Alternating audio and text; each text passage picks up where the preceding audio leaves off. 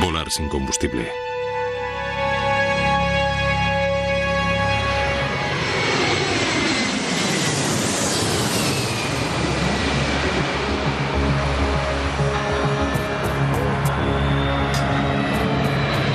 ...23 de agosto de 2001... En el Aeropuerto Internacional de Toronto hay una gran actividad. Air Transat es una empresa de vuelos charter que ha crecido rápidamente hasta convertirse en una de las líneas aéreas más importantes de Canadá. En pleno verano ya no viajan tantos hombres de negocios y se nota un ambiente veraniego. El vuelo 236 de Air Transat se dirige a Lisboa. La mayoría de los pasajeros son canadienses que van a visitar Europa o inmigrantes portugueses que vuelven a su tierra.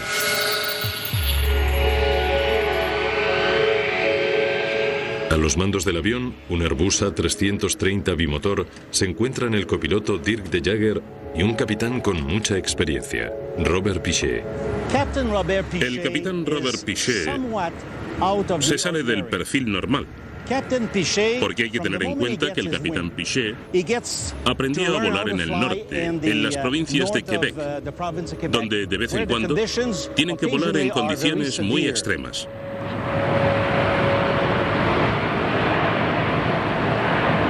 La cabina de mando del avión A330 es ultramoderna.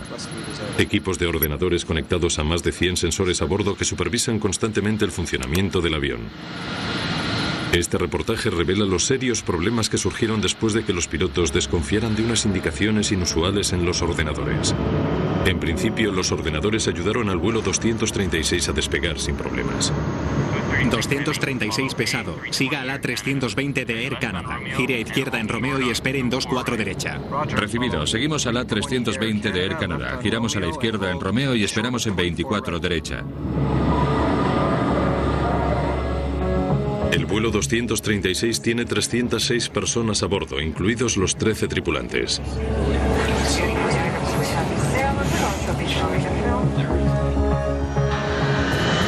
Transat 236, pista libre para el despegue. 240 en 8, pista libre para despegar. 24 derecha, Transat 236 pesado. A las 8:10, el Airbus A330 cargado con más de 47 toneladas de combustible sale de Toronto rumbo a Lisboa. V1. Giramos.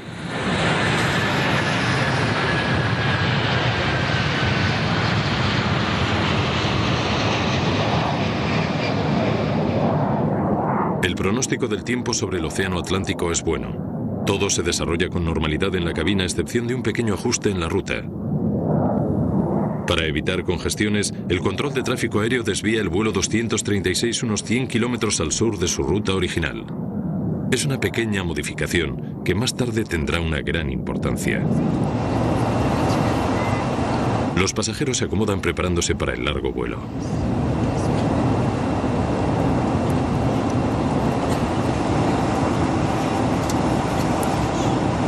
Todo parecía ir con normalidad. Yo había viajado anteriormente con Air Transat y no me quedé muy contenta. Por eso estaba sorprendida de la calidad del vuelo, que fuera puntual. El avión era más moderno y en general pensamos que era mucho mejor de lo que esperábamos. Estamos llegando a nuestro siguiente punto de control. Cada 30 minutos sobre el Atlántico, los pilotos cotejan su posición y el consumo de combustible con respecto al plan de vuelo. 11,2 toneladas a la derecha y 11,2 toneladas a la izquierda. A pesar de los sistemas computerizados, algunos procedimientos, como la comprobación de combustible a bordo, deben seguir realizándose de forma manual. Los pilotos pueden averiguar el consumo de combustible comparando la cantidad de combustible en los depósitos con la que tenían cuando despegaron. Completada la comprobación, el nivel de combustible es normal. De acuerdo. Durante las primeras 5 horas, nada se sale de lo normal. Para lo que va a ocurrir a partir de ahora, tanto la tripulación del avión como Air Transat y los investigadores del accidente han rehusado ser entrevistados. Este reportaje utiliza los hechos que se conocen sobre los procedimientos estándar de emergencia en vuelo y la opinión de expertos para reconstruir lo que ocurrió en el vuelo 236. Mira, nos ha aparecido una alerta. Temperatura del aceite baja y presión del aceite alta en el número 2. Con esta alarma empiezan los problemas. La presión del aceite en el número 1 está dentro de los límites normales. En el número 2 está ligeramente alta. La pantalla del ordenador indica que la temperatura del aceite en el motor número 2 es baja, pero que la presión del aceite es alta. Una indicación muy extraña. Los pilotos se hallan desconcertados. No veo nada aquí. Miraré en el manual. El aviso de temperatura del aceite baja suele ser indicativo de un problema de sensores o de lecturas. Normalmente la temperatura del aceite no baja, sino que sube. Y una temperatura baja en el aceite no debe preocupar a nadie. Luego, el aviso de presión de aceite alta es muy extraño. De hecho, nunca había oído algo parecido, pero normalmente tiene que ser debido a que han entrado en contacto el aceite con el combustible. Todo esto no aparece explicado en los manuales. Llama a la compañía. Los pilotos se ponen en contacto con el equipo de mantenimiento de Air Transat en Montreal. Transat 236 a centro Mirabel. Mirabel Transat 236. Hola.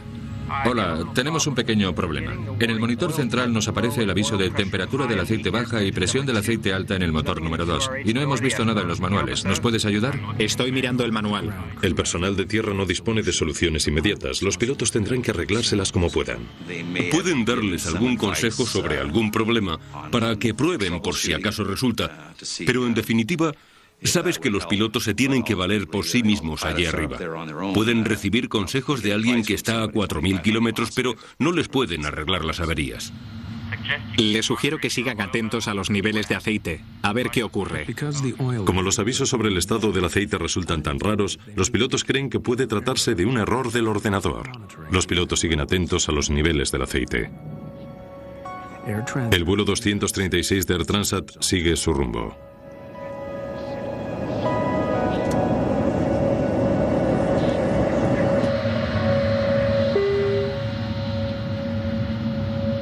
Pero a los 20 minutos aparece una nueva alerta. Alerta de desequilibrio del combustible. No lo había visto nunca. Sigue de cerca lo que indique la pantalla. Llamaré a la torre de control. En el Airbus 330 la mayor parte del combustible se halla en los grandes depósitos de las alas. El ordenador acaba de detectar que el nivel del combustible en la derecha es notablemente inferior al de la izquierda. Los pilotos consultan al manual de vuelo de Airbus, que recomienda transferir el combustible por una válvula bidireccional especial que permite que fluya de un depósito al otro.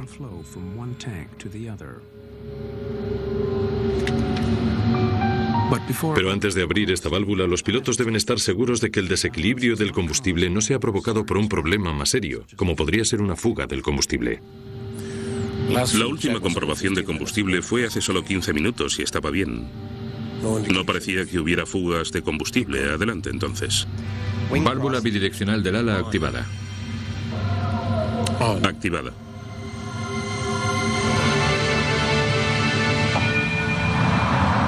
Una vez que has iniciado el procedimiento de traspaso del combustible para corregir su desequilibrio, todo debe volver a la normalidad rápidamente. En otras palabras, la situación no debería seguir empeorando, sino que debería estabilizarse inmediatamente y empezar a corregirse. Pero la situación no se está corrigiendo. Los pilotos no saben que hay una gran fuga de combustible en el motor número 2, en la parte derecha del aparato.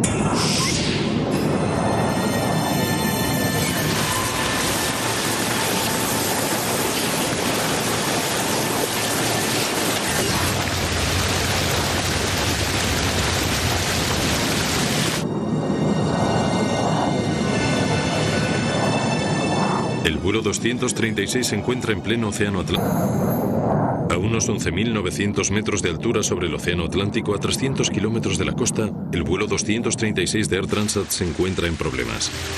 Los pilotos no saben que el motor derecho tiene una fuga de combustible. El sistema central del avión ha emitido una serie de alarmas, pero los pilotos creen que se trata de algún error del ordenador. ¿Habías visto alguna vez algo parecido? No. Nunca. No tiene ningún sentido. Sí, aunque hubiera una fuga, eso no explica las alarmas en el sistema del aceite. Todo iba perfectamente en la última comprobación del combustible en 30 Oeste. Seguro que es un problema del ordenador. La forma en que están diseñados los sistemas del Airbus dificulta enterarse de que hay fugas de combustible. Los sistemas supervisan cientos y cientos de sensores y les pueden afectar cosas tan triviales como de hielo o escarcha que puede provocar que se presenten datos erróneos. Los pilotos no saben que hay una fuga porque no hay alarmas que indiquen que el nivel de combustible esté saliendo del depósito a mayor rapidez con la que se quema en el motor. Los depósitos de combustible del ala derecha no están aumentando. Compruebe la reserva del combustible. Es muy baja, espera un momento. Cuando el copiloto de Jagger hace los cálculos, descubre que hay un grave problema. Hay mucho menos del que debíamos tener. Parece como si hubiera una fuga. Compruébalo de nuevo. De Jagger ve que hay una gran diferencia. Según todos los indicadores, todos los depósitos de la derecha están muy por debajo del nivel al que deberían estar según el plan de vuelo. Y los demás no tienen casi nada. ¿Y qué hay del depósito de cola? Allí tampoco hay nada.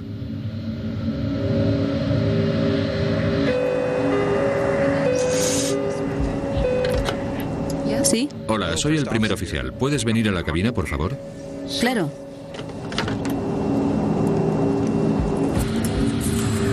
Aunque el capitán Piché sigue creyendo que hay algún problema con el ordenador, decide que se haga una inspección visual para comprobar si existe alguna fuga de combustible.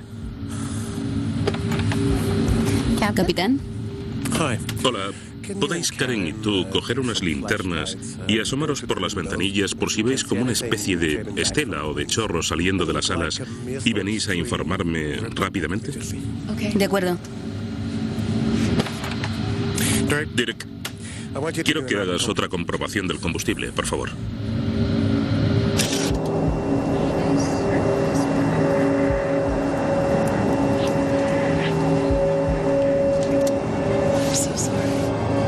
A la luz del día, el combustible saliéndose a chorros por el ala habría sido visible claramente.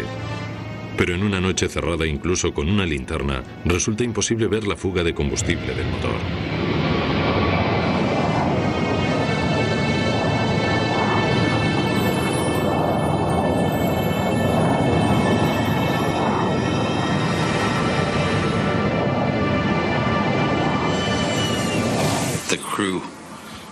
Evidentemente, los pilotos se dieron cuenta de que la situación no solo no estaba mejorando, sino que estaba volviéndose muy preocupante. Y creo que se debió producir alguna discusión entre los dos pilotos en cuanto a qué decisión tomar al respecto. Si el ordenador no se equivoca, con el combustible que les queda, el Airbus no podrá llegar hasta Lisboa. El capitán Piché se ve forzado a desviar el vuelo. Tenemos que desviarnos. Llama al control oceánico. ¿Dónde está el aeropuerto más cercano? Transat 236 pesado a Torre de Control Santa María. ¿Dónde está el aeropuerto más cercano? Es posible que tengamos un problema de combustible.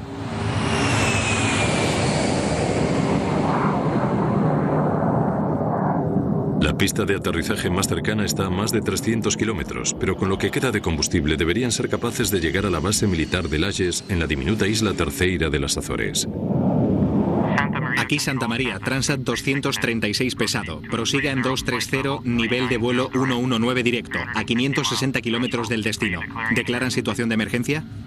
Santa María, manténgase a la escucha. Todavía no. Tiene que ser el ordenador. Transat 236 a Santa María. Todavía no requerimos asistencia.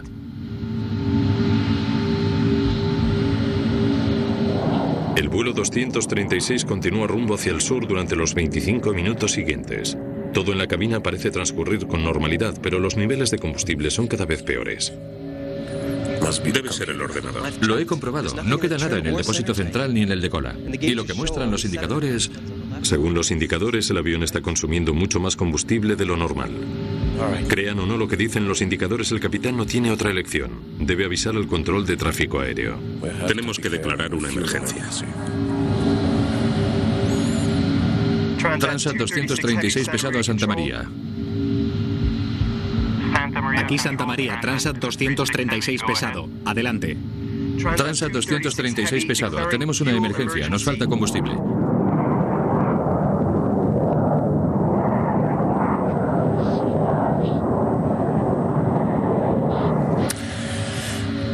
Espero que sea un error del ordenador, porque si aterrizamos en las Azores con el avión todavía medio cargado de combustible, nos van a crucificar.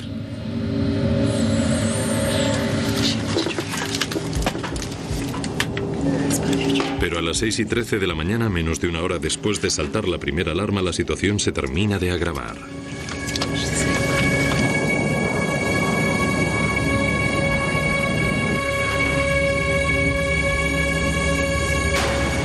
El motor derecho se queda sin combustible y se apaga. Estamos perdiendo el motor número 2. No me lo puedo creer. Vale, máxima potencia en el número 1. ¿Qué pasa? ¿Qué está pasando? Las luces empezaron a parpadear, lo cual me pareció que era una situación muy extraña. Con un motor, el Airbus no puede seguir volando a 11.900 metros. Deben descender rápidamente. Intenta transferir combustible del depósito central y del de cola. Transfiriendo. El indicador señala 0. No puede ser. No podemos habernos quedado sin una gota en todo el maldito avión. De acuerdo. No podemos seguir a 11.900 metros con un solo motor. Descenderemos hasta 9.700 metros para controlar nuestra velocidad. 236 a Torre de Layes. Hemos perdido un motor, fallo repentino. Entendido, Transat 236. Podemos verles en el radar principal. Se hallan a 250 kilómetros del aeropuerto de Layes. Estamos a 250 kilómetros del aeropuerto de Layes. Durante los próximos 10 minutos el Airbus continúa funcionando con un solo motor. Los pilotos siguen creyendo que puede haber algún fallo en el ordenador y que deberían llegar a Layes con combustible de sobra. Puede que no haya problemas. Pero el indicador de combustible está bajando muy rápido. Casi está llegando a 0.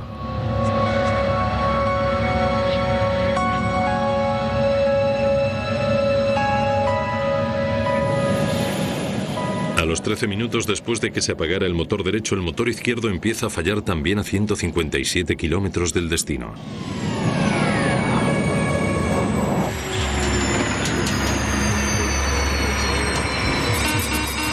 Estamos perdiendo el número 1. SOS, SOS. Hemos perdido los 2 motores. Se ha agotado el combustible. Estamos planeando.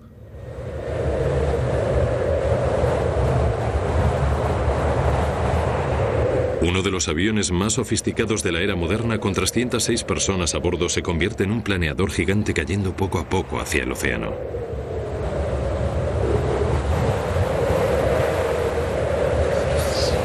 Oiga.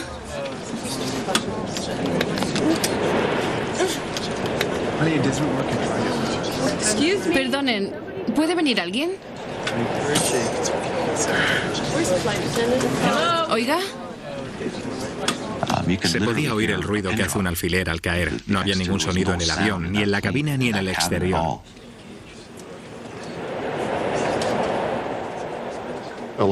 Había mucha gente rezando y pidiéndole ayuda a Dios. Lista de funciones que hemos perdido. Estabilizador, sistema hidráulico azul y amarillo, ADR 2 y 3, antideslizamiento, inversores de marcha, equilibrador de timón, radio de alta frecuencia 1 y 2. Sin ninguno de los 2 motores, nos quedamos sin sistemas eléctricos. Si los motores no funcionan, los generadores no funcionan y el avión no tiene potencia. Hay un pequeño aparato, una turbina de aire, que se despliega por debajo del fuselaje, cerca de la estructura aerodinámica del ala, y es una especie de hélice que se mueve con el viento y que proporciona energía muy reducida para poder utilizar los sistemas hidráulicos del avión. En otras palabras, aunque es un planeador, al menos es un planeador bajo control. Calcula hasta dónde podemos llegar usando el ángulo de vuelo sin motor. Nos encontramos a 9.100 metros con una velocidad de descenso de 600 metros por minuto. Podremos aguantar unos 14 o 15 minutos. No quiero morir en mi luna de miel. Estaba intentando tranquilizarla, diciéndole que todo iba a salir bien. Es muy difícil mantener la calma cuando estás pensando en que puedes morirte.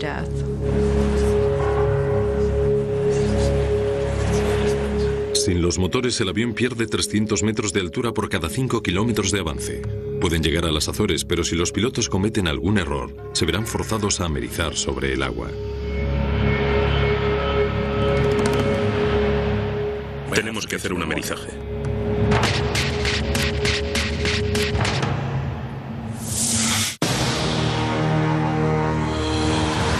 El vuelo 236 de Air Transat está planeando sin combustible sobre el Océano Atlántico. Aunque los cálculos iniciales indican que el avión debería llegar a Layes, el capitán Piché debe seguir el procedimiento de emergencia para casos de amerizajes. Prepara a los pasajeros. De acuerdo. La cabina se está despresurizando. Necesitamos las máscaras de oxígeno. Sin energía, la cabina pronto comienza a despresurizarse.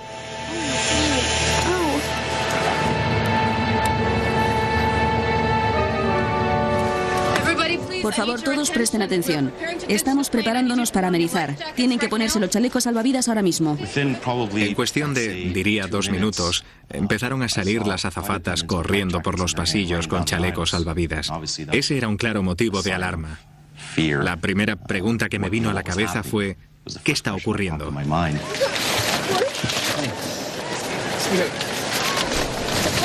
Solo tiene que atárselo aquí. En ese momento no sabes qué pensar, pero cuando le dijeron a la gente que tenían que ponerse los chalecos salvavidas, empezó a cundir el pánico. Tranquilos, no pasa nada. Por favor, mantengan la calma, ¿de acuerdo? Mi mejor amigo estaba hablándole a su padre que murió hace 3 años, pero estaba hablándole porque estaba seguro de que pronto se iba a reunir con él. Aterrizar un avión de pasajeros tan grande sobre el agua representa serios peligros. Si el Airbus 330 tiene que forzar el amerizaje, las posibilidades de sobrevivir serán escasas. En mi opinión, no creo que estos aviones sean muy buenas embarcaciones. Normalmente, lo que pasa con un avión de cola baja como este es que lo primero que choca en el agua es la cola.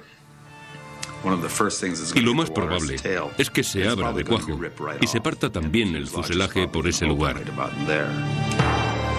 En 1996, un Boeing 767 se quedó sin combustible cerca de la costa oriental de África. Un vídeo aficionado captó los momentos finales que muestran lo que ocurre cuando un avión intenta realizar un amerizaje.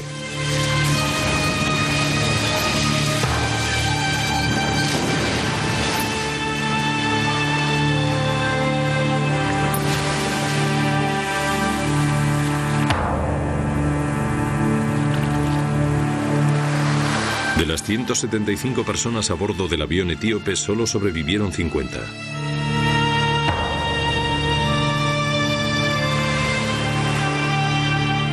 Las posibilidades de sobrevivir a un amerizaje y seguir flotando durante algún tiempo son muy reducidas. Si el vuelo 236 de Air Transat tiene que realizar alguna maniobra similar, se enfrentará a un desenlace igual de trágico.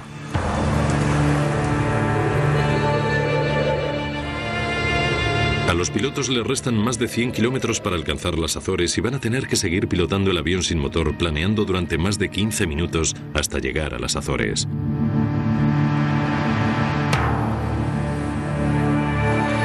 Aeropuerto de Layes, Azores. Transat 236 pesado a Torre de Layes. Aquí Torre de Layes, Transat 236 pesado. ¿Nos tienen el radar? Transat 236. Les tenemos en el radar principal, confirmado. Están a 130 kilómetros, su rumbo es correcto. Transat 236, Torre de Layes. Estamos intentando hacernos idea de la pista. Por favor, describa la posición y longitud de la pista.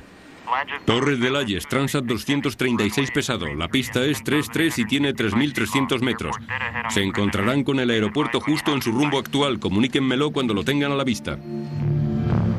Transat 236 pesado. No vemos el aeropuerto. Se lo diremos en cuanto lo localicemos.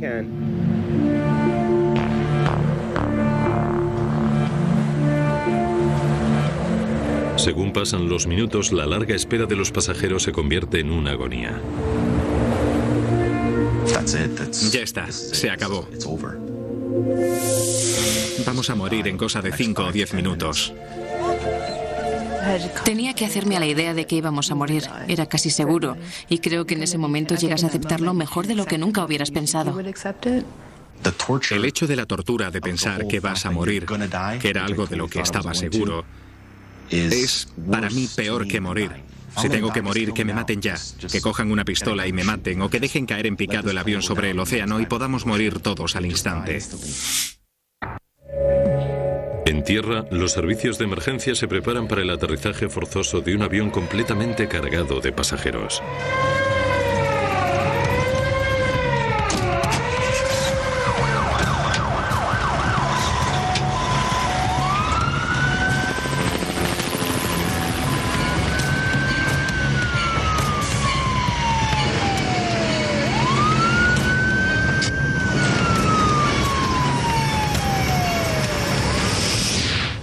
Faltan 20 kilómetros y los pilotos se preparan ahora para la parte más peligrosa de la operación, aterrizar el avión en la pista en una sola pieza. Transat 236 pesado a Layes. ¿Tienen nuestra distancia y condiciones meteorológicas? Entendido, 236 pesado. Están a 13 kilómetros según el radar principal. Velocidad en el aire 520 kilómetros hora. Visibilidad ilimitada. Deberían tener el aeropuerto a la vista. Negativo, Torre de Layes. De momento no vemos la pista de aterrizaje.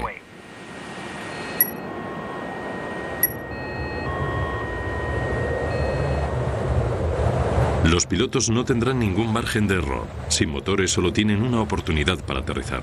Si fallan o se pasan de la pista, los resultados pueden ser catastróficos.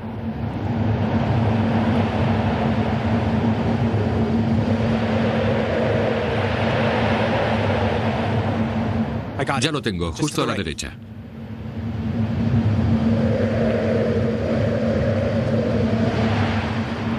La velocidad mínima para la turbina es de 260 kilómetros hora y la máxima para la extensión del tren de 370.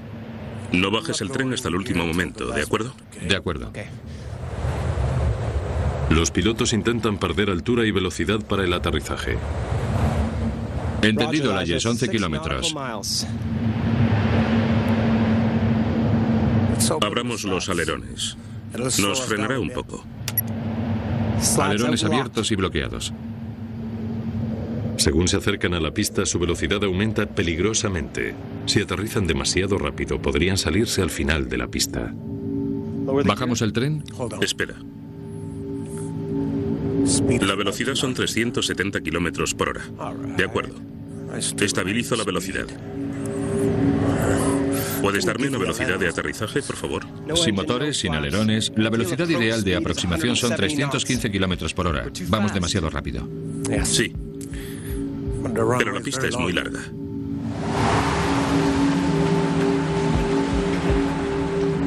El capitán Piché realiza una serie de virajes bruscos para frenar el avión antes del aterrizaje.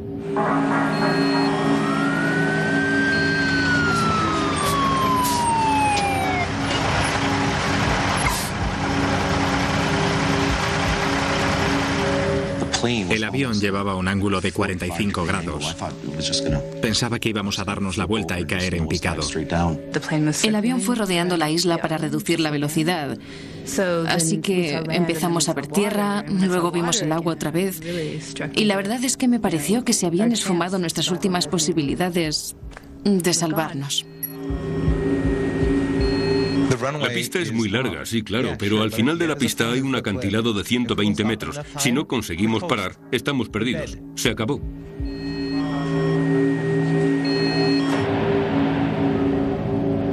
Los pilotos dirigen el gigantesco Airbus hacia su aproximación final.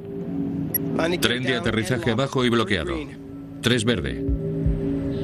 No hay alerones, solo frenos de emergencia. No hay... 1200 metros, 360 kilómetros hora.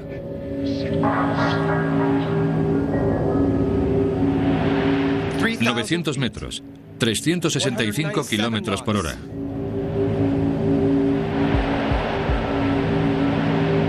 ...600 metros, 370 kilómetros por hora. Avisa a la cabina. Tripulación de cabina, 1 minuto para el aterrizaje.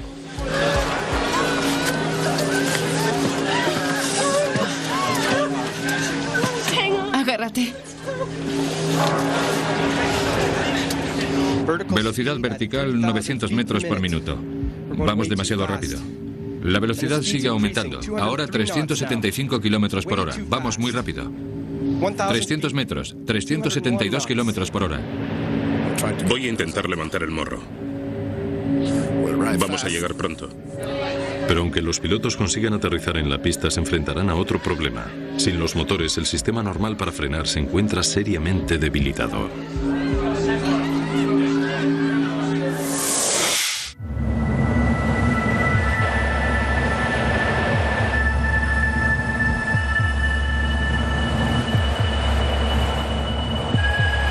pilotos deben aterrizar el avión sin motores y detenerlo de alguna forma.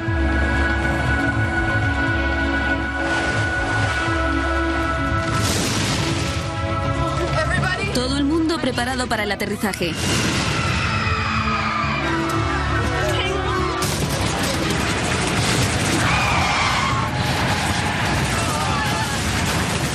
El Airbus toca tierra a gran velocidad.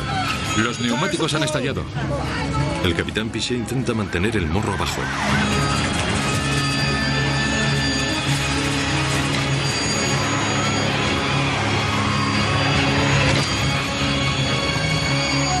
¡Dios mío!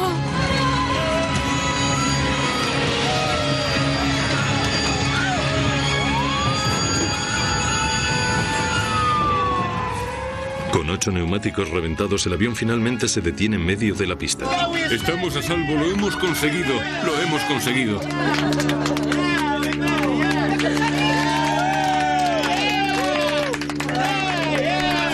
Vamos, todo el mundo fuera del avión, ahora mismo. Vamos, vamos.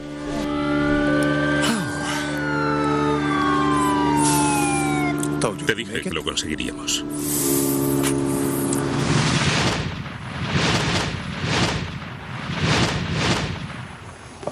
Yo solo quería salir de ese avión lo más rápido posible. Salté y me di contra el suelo. Creo que ni siquiera llegué a tocar el tobogán con el trasero. No me deslicé por el tobogán, corrí por él. Estaban gritando, salgan, salgan, así que yo salí corriendo del avión. Por el amor de Dios, ¿qué ha pasado aquí? Me tiré al suelo y empecé a llorar. Y una vez que has salido del avión y te han evacuado, quieres saber qué ha pasado. Pichet y De Jager habían pilotado su Airbus sin motores la mayor distancia recorrida nunca por un avión de pasajeros. Las noticias de su extraordinaria proeza recorren todo el mundo y se convierten en héroes a su pesar. Lo único en lo que piensas en ese momento es en la seguridad de los pasajeros. Es tu principal objetivo. Y puesto que no disponíamos de ningún motor, de aprovechar mi experiencia, y gracias a eso y a la ayuda de mi compañero, conseguimos aterrizar con éxito. Recibimos preparación para lo peor, pero nunca se sabe cómo vas a reaccionar en situaciones así. Más tarde, reflexionando, creo que actuamos con la mayor profesionalidad y de la mejor forma que pudimos.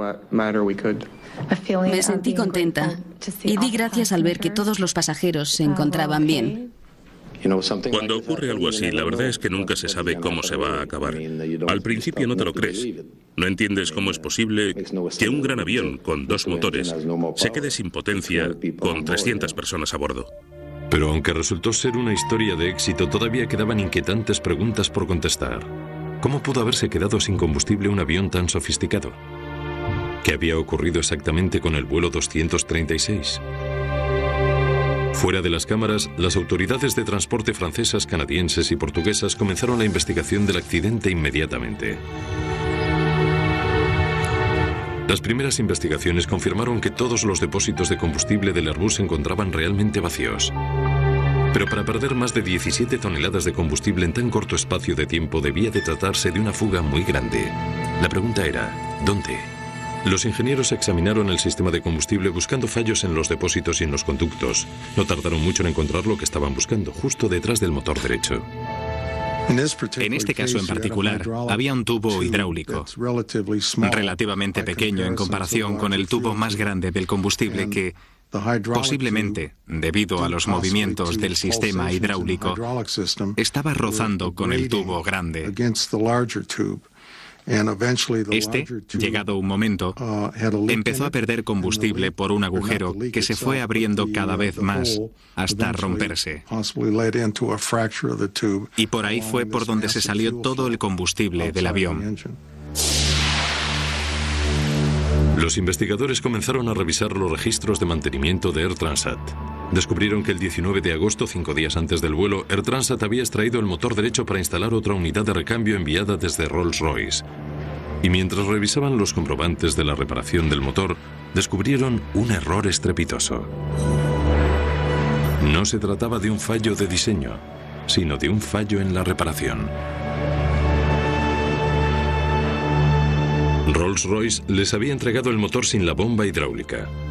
Para solucionar esto, los mecánicos de Transat usaron las piezas de otro motor viejo, pero no quedaban perfectamente ajustadas, por lo que los tubos estuvieron rozándose durante 5 días, hasta que uno de ellos se rompió en mitad de una travesía sobre el Atlántico. El motor se recibió. La finalidad de ese soporte era mantener un espacio libre apropiado. De modo que si quitaron el soporte del motor viejo y se lo pusieron al nuevo, los tubos se quedarían atrapados y unidos y posiblemente irían rozándose. Cuando los investigadores interrogaron a los mecánicos de Air Transat, encontraron pruebas de negligencia aún más inquietantes. El mecánico jefe testificó que a él no le parecía buena idea utilizar otro sistema hidráulico y que se lo comunicó a su superior 5 días antes del accidente.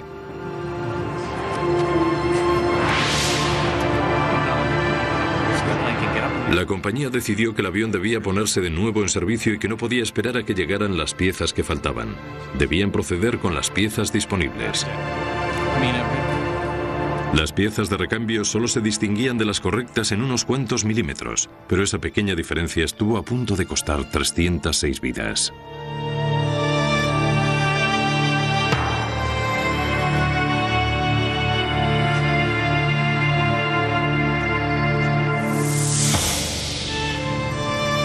Unos pocos días después del accidente, Air Transat aceptó públicamente la responsabilidad de la reparación defectuosa.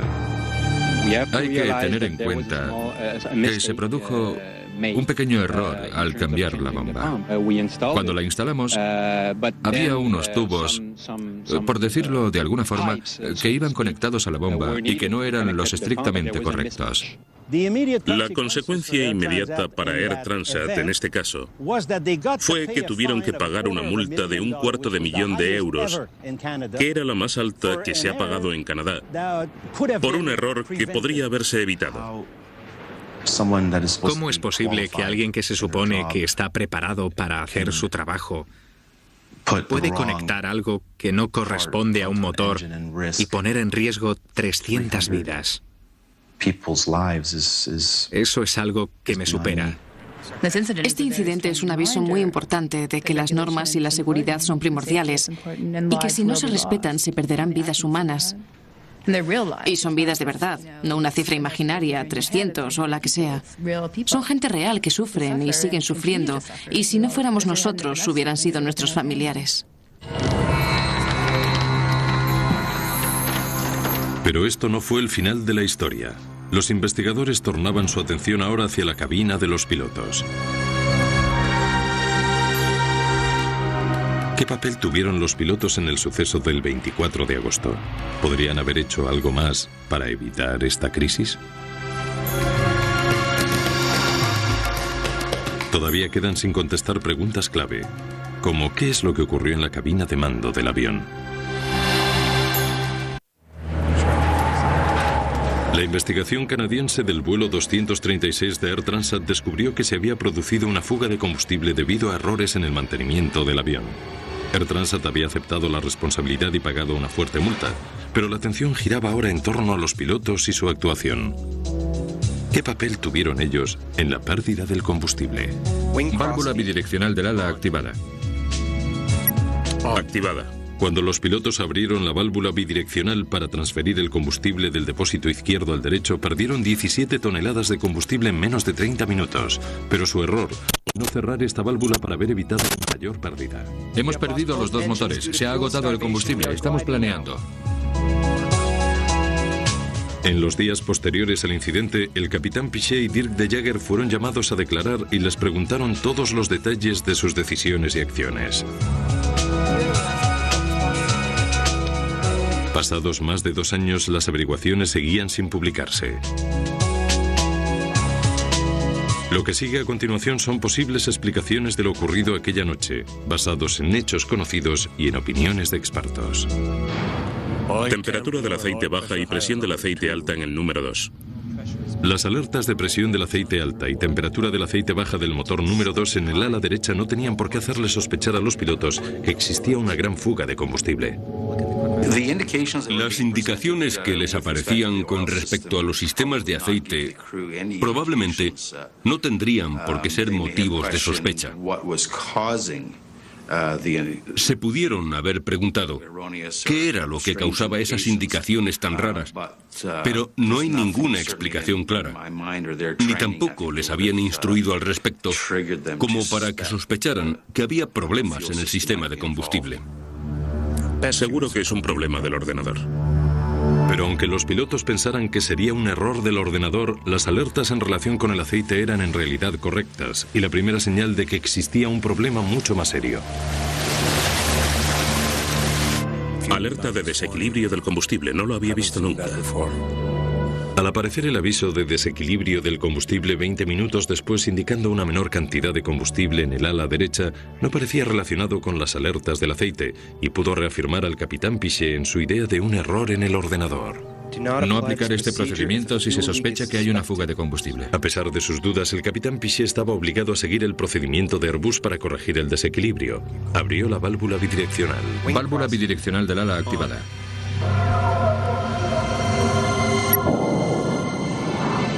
¿Pero bastaba conseguir ese procedimiento? No te puedes dedicar solo a tocar los interruptores según te van diciendo los indicadores del ordenador y pensar que todo va a ir bien. Que después de completar el procedimiento, uno ya puede tumbarse a descansar. No, ese no es el caso. Hay que seguir pensando y preguntándose, ¿será correcto? ¿Habremos seguido el procedimiento adecuado?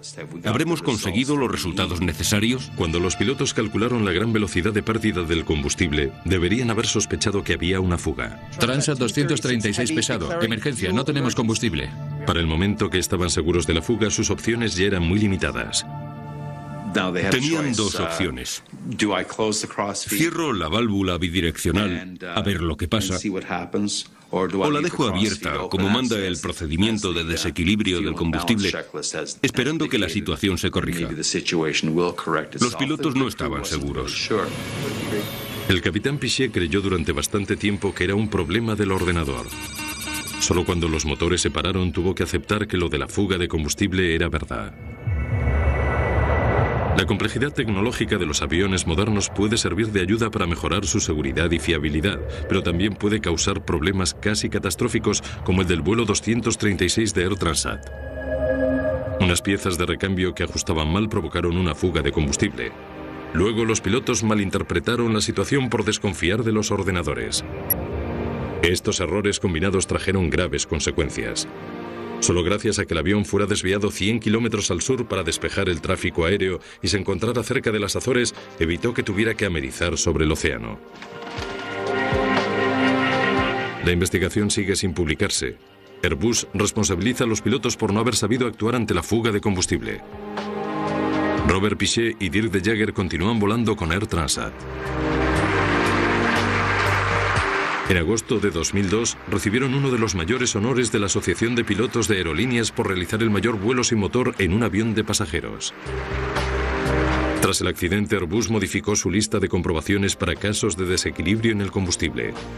Ahora es el ordenador el que coteja todos los niveles de combustible a bordo con respecto al plan de vuelo y emite un aviso claro si se está gastando más combustible del que pueden consumir los motores.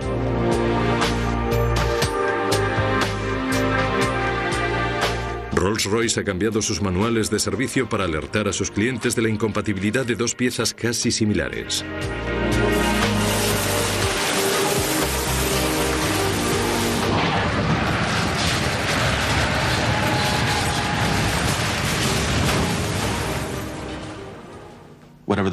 Fueran cuales fueran las circunstancias, debió soportar una presión tremenda.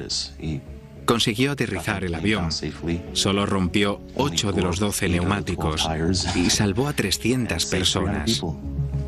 Salvó 300 vidas.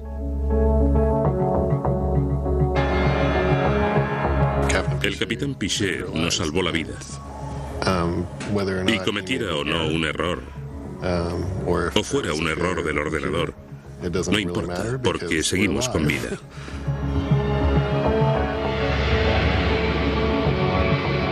¿Que si creo que es un héroe? No. ¿Que creo que es un enorme piloto? Sí. Gracias a Dios que las islas de las Azores estaban ahí, porque nos salvó la vida.